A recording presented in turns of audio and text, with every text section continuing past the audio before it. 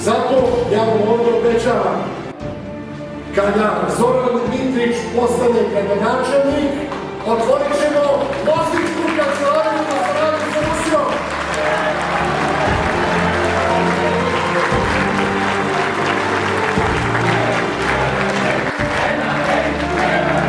Pozivam vas da na izborima 24. svi izađete sa svojom porodicom, decom, roditeljima, da glasate za broj 7, sa Sabinom